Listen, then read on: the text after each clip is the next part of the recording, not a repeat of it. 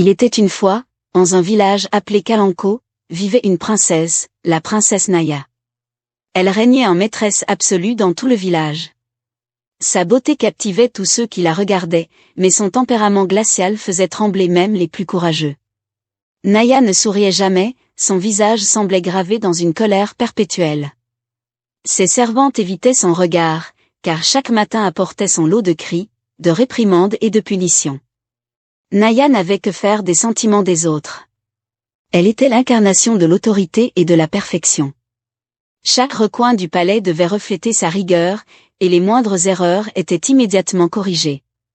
La moindre poussière sur le sol, la moindre robe mal repassée, et la fureur de Naya s'abattait sans pitié. Les gardes du palais n'étaient pas en reste. Ils baissaient la tête à chaque fois qu'ils croisaient la princesse. Même les plus braves évitaient de la regarder dans les yeux, car le courroux de Naya n'épargnait personne. Les rumeurs couraient dans tout le village à propos de cette princesse si froide qu'aucun homme n'osait l'approcher. On murmurait qu'elle avait refusé tous les prétendants que son père, le roi Koba, avait présentés. Naya, elle, ne se souciait pas de ces histoires. L'amour n'avait aucune place dans sa vie, et encore moins les hommes. Pour elle, ils étaient faibles, inutiles, et leur simple présence l'irritait. Un jour, après avoir sévèrement réprimandé l'une de ses servantes pour une maladresse, Naya décida de quitter le palais. Elle aimait ces moments où elle pouvait marcher dans le village et sentir le pouvoir qu'elle exerçait sur les autres.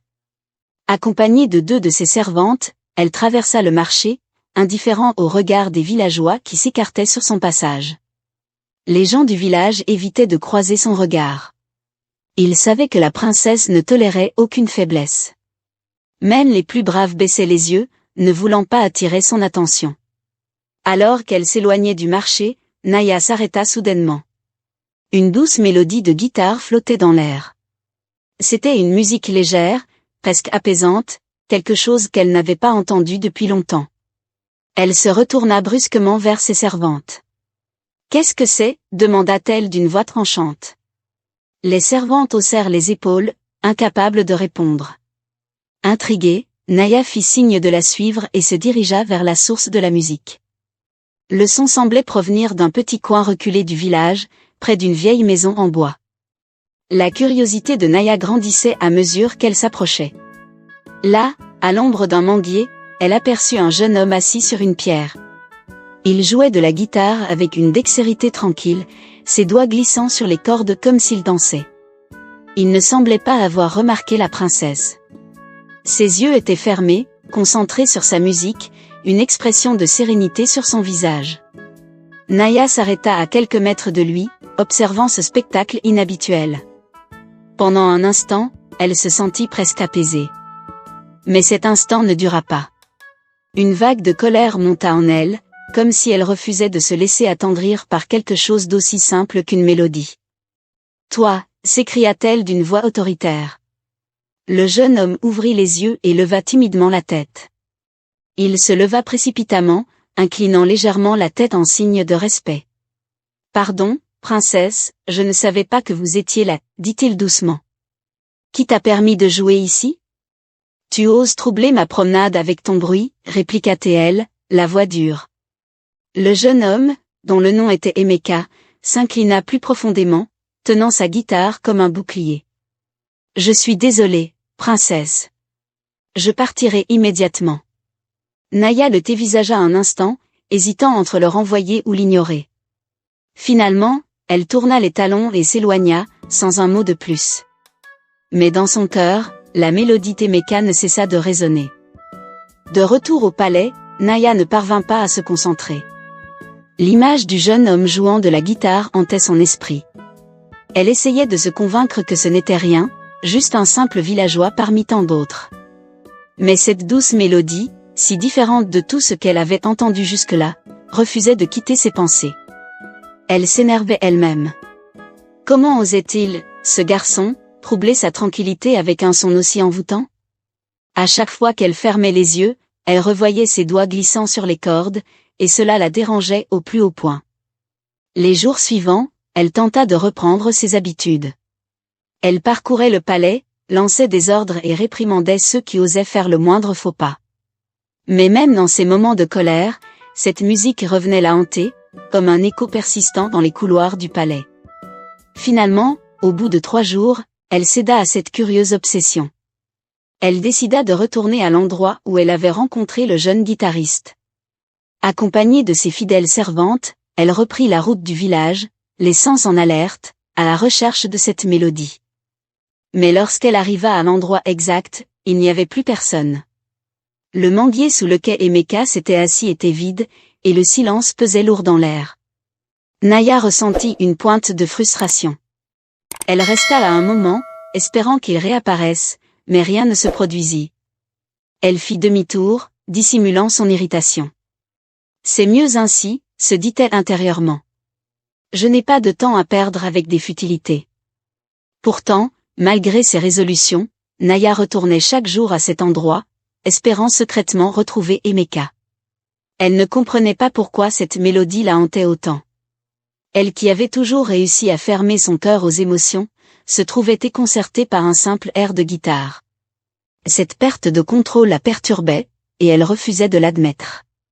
Les servantes qui l'accompagnaient avaient remarqué son comportement inhabituel, mais elles n'osaient poser aucune question. Elles la suivaient en silence, se contentant d'obéir à ses ordres. Après plusieurs jours sans aucun signe d'Emeka, Naya finit par abandonner ses recherches, du moins en apparence. Cependant, la nuit, alors qu'elle était seule dans ses appartements, elle se surprenait à penser à lui. Qui était-il? Pourquoi jouait-il cette mélodie? Et surtout, pourquoi cela l'affectait-il autant? Elle se retournait dans son lit, incapable de trouver le sommeil. Cette musique douce la berçait, mais elle refusait de céder à ce sentiment. Un matin, alors qu'elle marchait dans le jardin du palais, plongée dans ses pensées, le roi Koba la rejoignit. Il avait remarqué l'air distrait de sa fille depuis plusieurs jours et s'inquiétait. « Naya, ma fille, tu sembles préoccupée, dit-il d'une voix douce, ce qui était rare venant de lui. Qu'est-ce qui te tracasse? Naya haussa les épaules, refusant d'admettre ses tourments intérieurs. Rien, père. Tout va bien. Le roi l'observa attentivement, mais il connaissait trop bien sa fille pour insister. Il savait que, lorsqu'elle était prête, elle viendrait à lui. Mais il ne pouvait ignorer cette nouvelle lueur dans ses yeux, une lueur qu'il n'avait jamais vue auparavant. Ce jour-là, tandis qu'elle se tenait près de la fenêtre de sa chambre, Naya entendit une rumeur circuler parmi les serviteurs. Un grand festival devait avoir lieu dans quelques jours pour célébrer la récolte annuelle. Les villageois s'y préparaient avec enthousiasme, et des musiciens de tout le pays devaient venir y jouer. Cette nouvelle piqua sa curiosité. Elle se demandait si Emeka participerait à ce festival. Peut-être qu'il jouerait à nouveau, et cette fois, elle ne se contenterait pas de le chasser.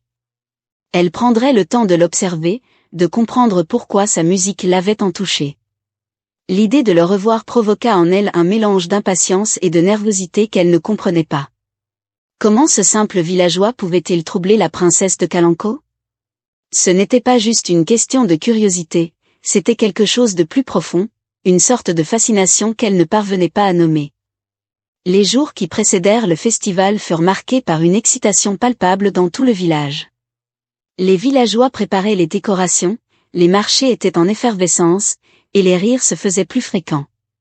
Mais au palais, Naya restait enfermée dans son silence, méditant sur la rencontre à venir. Elle ne savait pas ce qu'elle attendait de ce moment, mais une chose était certaine, quelque chose en elle avait déjà commencé à changer. Le grand jour du festival arriva. Le village entier était en effervescence. Les rues étaient décorées de tissus colorés et des lampions illuminaient le chemin menant à la place centrale. Des étals de nourriture s'étalaient à perte de vue, et les odeurs de plats épicés se mêlaient à l'air frais de la soirée. Au palais, Naya se préparait avec une attention inhabituelle. Elle choisit soigneusement une robe de soie rouge, ornée de broderies dorées, qui accentuait sa stature royale. Ses cheveux furent tressés avec soin, et elle se regarda longuement dans le miroir avant de quitter ses appartements.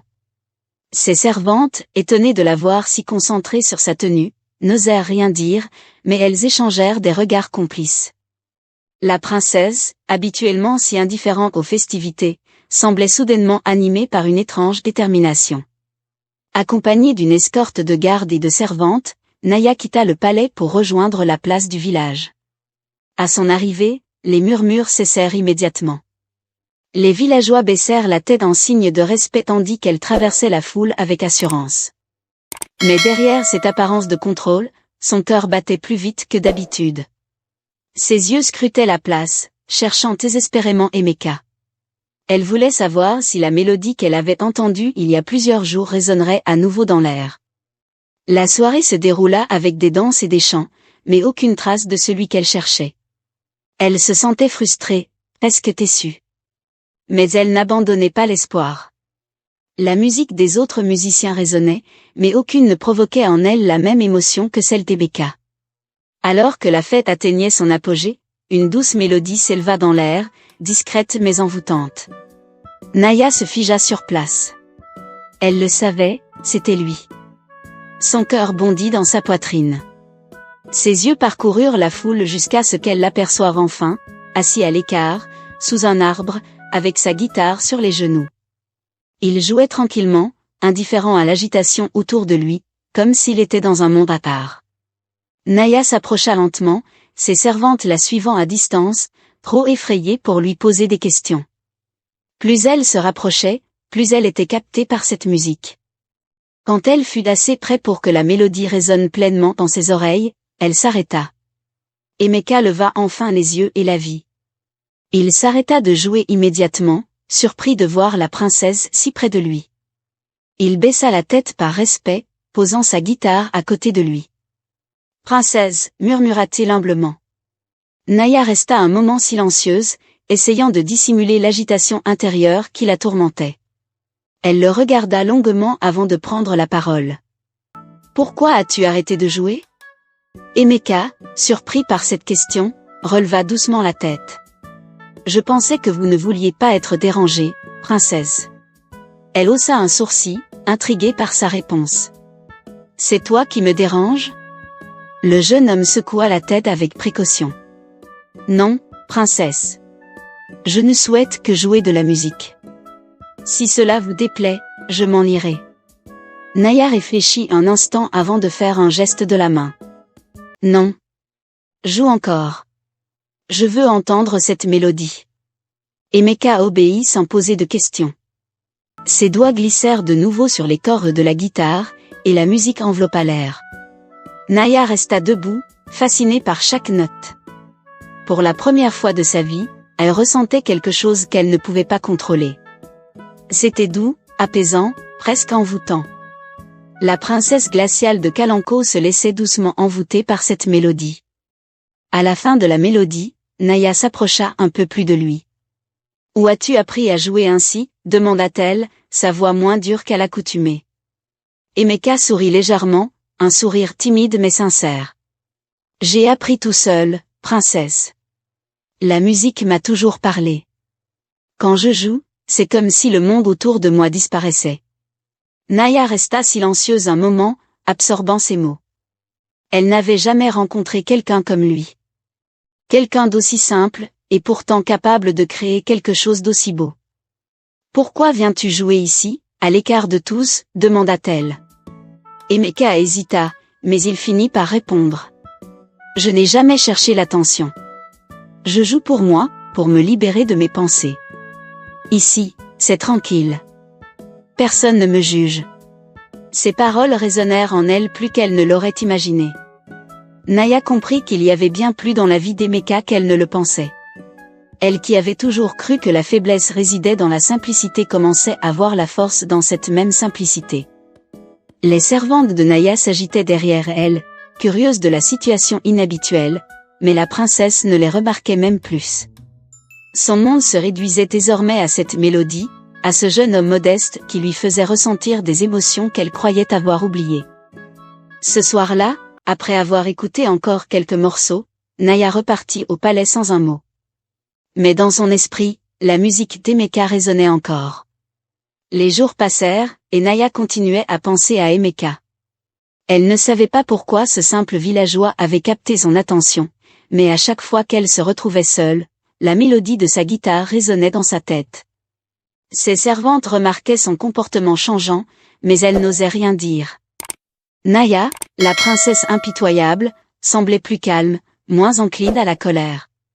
Un après-midi, alors qu'elle errait dans le jardin du palais, elle se surprit à chercher un prétexte pour sortir à nouveau dans le village. Mais que pourrait-elle dire? Elle n'avait aucune raison valable, à part un désir inexplicable de revoir Emeka.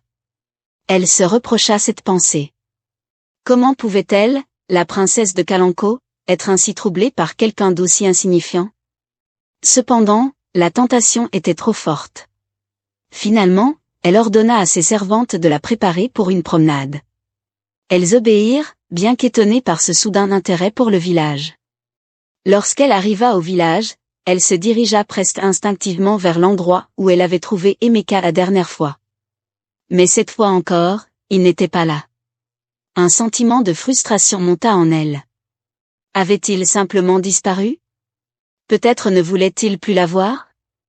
Alors qu'elle faisait demi-tour pour rentrer au palais, une voix douce l'arrêta. Princesse Naya. Elle se retourna et vit Emeka, sa guitare à la main. Il s'était caché derrière un arbre, jouant tranquillement. Il souriait timidement, comme s'il s'excusait d'avoir disparu. Je ne voulais pas vous déranger à nouveau, dit-il doucement. Mais je suis heureux de vous revoir. Naya resta silencieuse un moment, puis se rapprocha de lui. Pourquoi as-tu arrêté de venir ici? Demanda-t-elle d'un ton légèrement accusateur. Emeka baissa la tête. Je ne voulais pas vous importuner, princesse. Vous sembliez contrariée la dernière fois. Naya soupira, consciente qu'elle avait effectivement été dure avec lui. Continue de jouer, ordonna-t-elle finalement. Je veux entendre cette mélodie encore une fois. Sans hésitation, Emeka se remit à jouer. Cette fois, Naya s'assit à côté de lui sur l'herbe, écoutant attentivement chaque note.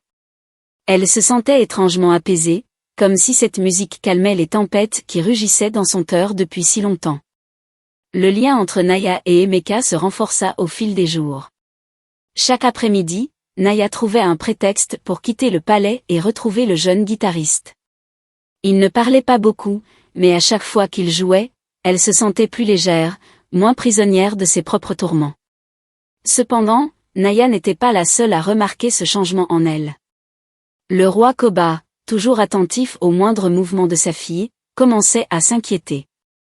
Il avait remarqué ses absences de plus en plus fréquentes et ses retours silencieux au palais. Il se demandait ce qui se passait, mais Naya restait énigmatique, refusant d'aborder le sujet. Un jour, alors qu'il la voyait encore partir en direction du village, le roi décida de la suivre discrètement. Caché dans les ombres des arbres, il la vit s'approcher d'un jeune homme assis sous un arbre, jouant de la guitare. La surprise l'envahit. Sa fille, la fière et impitoyable princesse Naya, semblait captivée par ce simple villageois. Il resta en retrait, observant leur interaction de loin. Le jeune homme jouait, et Naya l'écoutait, un sourire léger aux lèvres. Le roi ne pouvait pas croire ce qu'il voyait. Était-ce vraiment sa fille, celle qui avait élevé pour ne jamais montrer de faiblesse, qui se laissait envoûter par un simple musicien? De retour au palais, le roi Koba décida qu'il était temps de parler à sa fille. Il devait comprendre ce qui se passait dans son esprit. Ce soir-là, alors que Naya s'apprêtait à se retirer dans ses appartements, son père l'interpella. « Naya, viens ici. Nous devons parler. » Elle s'arrêta, surprise par le ton sérieux de son père.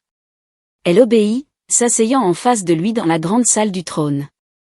Le roi la fixa pendant un long moment avant de prendre la parole. « Qui est ce garçon que tu vas voir dans le village ?» demanda-t-il directement. Le cœur de Naya se serra. Elle n'avait pas réalisé que son père l'avait suivie. Mais elle n'allait pas mentir. « C'est un musicien, père, » répondit-elle calmement. « Je l'ai rencontré par hasard. » Le roi plissa les yeux. « Et pourquoi passes-tu tant de temps avec lui? Est-il plus qu'un simple musicien pour toi ?» Naya sentit son cœur s'emballer, mais elle resta impassible. « Non, père. Il n'est qu'un musicien. Mais sa musique, elle m'apaise. » Le roi resta silencieux un moment, puis hocha la tête. « Faites attention, Naya. Tu es la princesse de Kalanko. N'oublie jamais cela. Les villageois ne sont pas de notre monde. Naya baissa la tête en signe de respect. Mais intérieurement, elle savait que la musique d'Emeka était devenue une partie d'elle. Et elle n'était pas prête à l'abandonner. Les jours qui suivirent furent marqués par une tension latente entre Naya et son père. Bien que leur conversation ait été brève, les mots du roi Koba résonnaient constamment dans l'esprit de la princesse. Elle savait qu'il désapprouvait ses visites auprès d'Emeka, même s'il n'avait pas exprimé son opposition de manière explicite. Mais Naya, pour la première fois de sa vie, se sentait libre de ses propres choix. Cette liberté, bien qu'éphémère, était précieuse. Elle continua à se rendre dans le village, toujours discrètement, pour retrouver Emeka. Lui, les respectueux, ne cherchait jamais à outrepasser sa place de simple villageois face à la princesse. Mais il ressentait bien que quelque chose d'inhabituel se passait entre eux.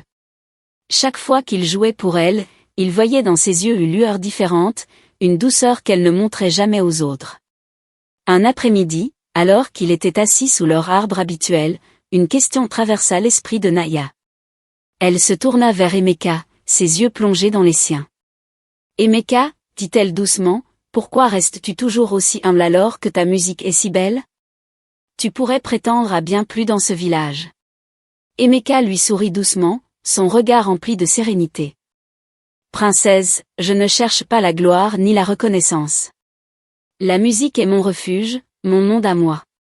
Elle n'a pas besoin de spectateurs, tant qu'elle résonne dans mon cœur. » Ces mots touchèrent Naya plus profondément qu'elle ne l'aurait imaginé. Elle se rendit compte que, toute sa vie, elle avait cherché à prouver sa valeur par la force et la domination, alors qu'Emeka trouvait la paix dans la simplicité. Il ne cherchait pas à impressionner, à dominer ou à régner. Il était simplement lui-même. Mais la paix de leur rencontre allait bientôt être perturbée. Le bruit des visites régulières de Naya à Emeka ne tarda pas à circuler dans le village. Les rumeurs enflèrent, et bientôt, même les serviteurs du palais en parlaient à voix basse. La nouvelle fit son chemin jusqu'aux oreilles des autres membres de la cour, provoquant des réactions variées. Certains étaient intrigués, d'autres indignés. Mais tous savaient que si le roi apprenait que sa fille passait autant de temps avec un simple villageois, cela pourrait provoquer une crise au palais. La reine, mère de Naya, était particulièrement préoccupée. Elle avait toujours espéré que sa fille épouserait un homme de haut rang, digne de leur lignée royale. L'idée que Naya puisse s'attacher à un villageois était inconcevable pour elle. Elle décida d'intervenir. Un soir, alors que Naya se retirait dans ses appartements, la reine fit irruption dans sa chambre sans prévenir. Elle ferma la porte derrière elle et fixa sa fille avec un regard perçant. « Que fais-tu, Naya ?» demanda-t-elle d'une voix froide. « Je n'arrive pas à croire que tu passes autant de temps avec ce villageois. As-tu perdu la tête ?» Naya, bien que surprise par la visite impromptue de sa mère, garda son calme. Elle savait que cette confrontation arriverait tôt ou tard. « Il n'est qu'un musicien, mère, » répondit-elle en se retournant vers son miroir pour retirer ses bijoux. La reine ne se laissa pas apaiser par cette réponse. « Un musicien, » s'exclama-t-elle. « Tu es la princesse de Kaanko. Ton avenir est déjà tracé. Tu dois épouser un homme qui te permettra de maintenir notre pouvoir, pas un vulgaire joueur de guitare. » Naya se leva lentement, faisant face à sa mère. « Et si je ne veux pas d'un avenir tracé ? Et si je voulais choisir par moi-même ?» Cette réponse surprit la reine. Jamais sa fille n'avait remis en question son destin auparavant. « Naya, » dit-elle d'une voix plus douce, tentant de raisonner avec elle, « je comprends que tu sois curieuse, que tu cherches à explorer le monde en dehors du palais. Mais tu dois comprendre que ta place est ici, parmi les nobles, pas dans le village. » Naya soupira, sentant la fatigue de cette discussion peser sur elle. « Mère, je ne fais que l'écouter jouer de la musique. Rien de plus. Il n'y a rien d'autre entre nous. » Mais même en prononçant ces mots, Naya ne pouvait ignorer la vérité qui se cachait dans son cœur. Elle savait que sa relation avec Emeka était plus qu'une simple écoute de musique. Chaque mélodie qu'il jouait la rapprochait un peu plus de lui, et même si elle refusait de l'admettre, elle sentait que quelque chose de plus profond se développait entre eux. La reine, cependant, n'était pas prête à accepter cette réponse. C'est terminé, déclara-t-elle fermement. Tu ne retourneras plus dans ce village. C'est un ordre. Naya serra les poings, sa colère bouillonnant en elle. Mais au fond, elle savait que sa mère avait le pouvoir de lui interdire ses visites. Pourtant, elle n'était pas prête à abandonner aussi facilement.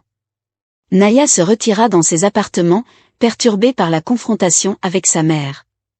Elle se sentait prisonnière entre deux mondes, d'un côté, le monde royal et ses obligations, de l'autre, la douceur et la sincérité de ses moments avec Emeka. Les mots de la reine résonnaient dans sa tête, la forçant à réfléchir à ses choix. Les jours qui suivirent furent marqués par une tension palpable dans le palais.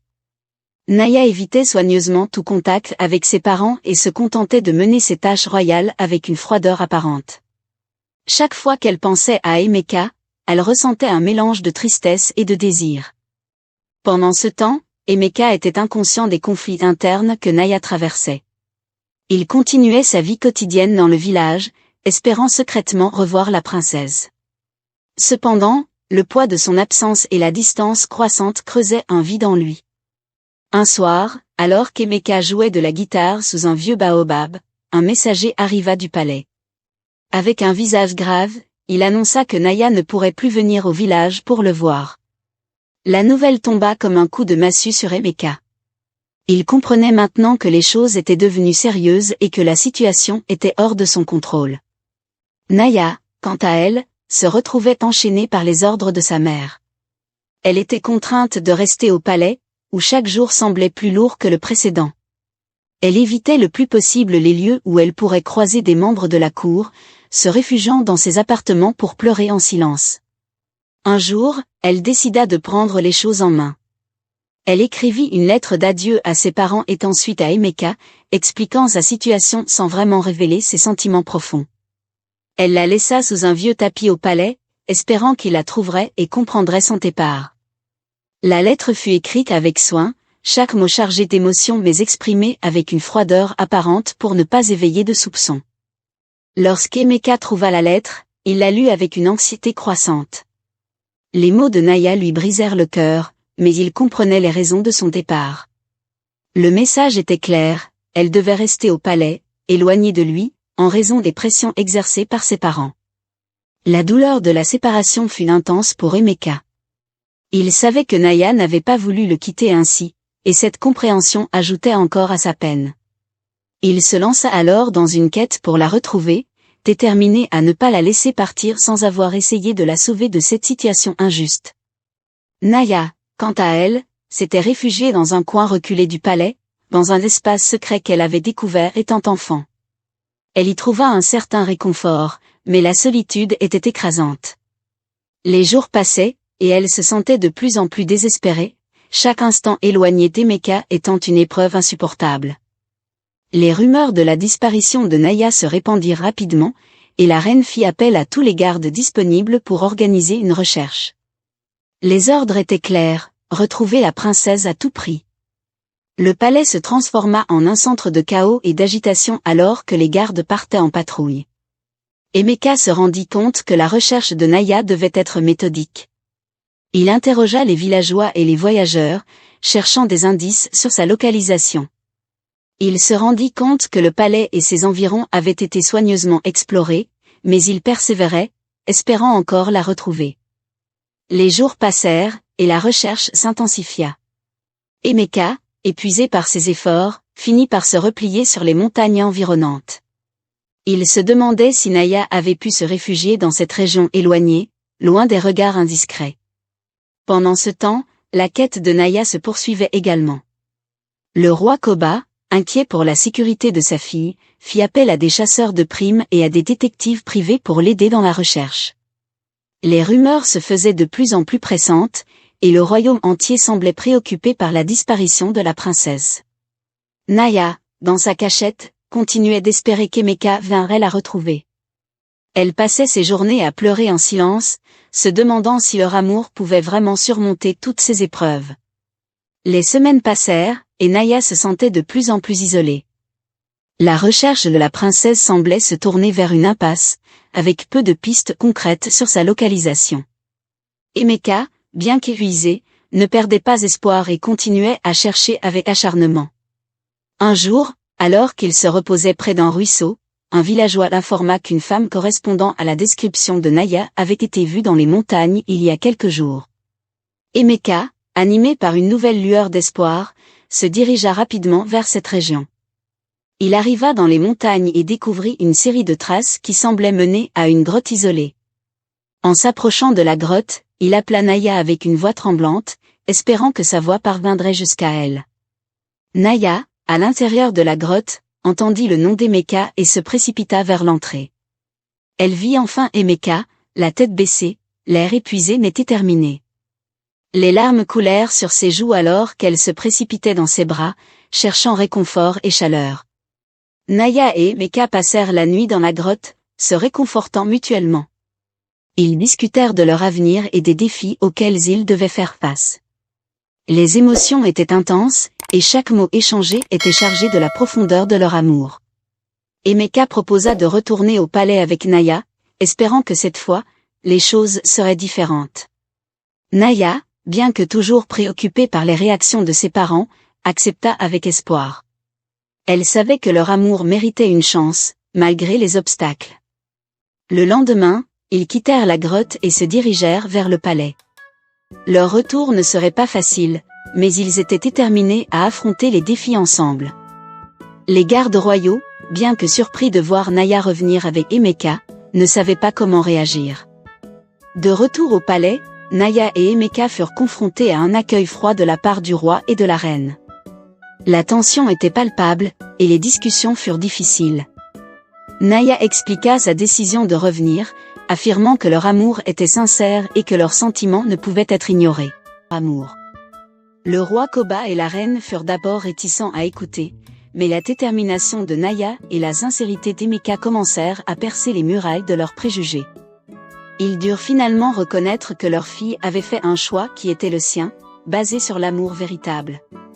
Après de longues discussions et de nombreux débats, le roi Koba et la reine acceptèrent enfin la relation entre Naya et Emeka. Ils reconnurent que l'amour pouvait transcender les barrières sociales et les traditions. Le mariage de Naya et Emeka fut célébré avec une grande cérémonie, marquant un nouveau début pour le royaume. Les parents de Naya, bien qu'initialement opposés, furent témoins de la beauté de leur union et de la force de leur amour. Leur histoire devint une légende, inspirant les générations futures à croire en la puissance de l'amour véritable. Naya et Emeka continuèrent à régner avec sagesse et compassion, apportant la paix et le bonheur à leur royaume. Leur amour, éprouvé par les défis et les obstacles, resta une source de lumière et d'espoir pour tous. L'amour vrai peut tout, oui absolument tout.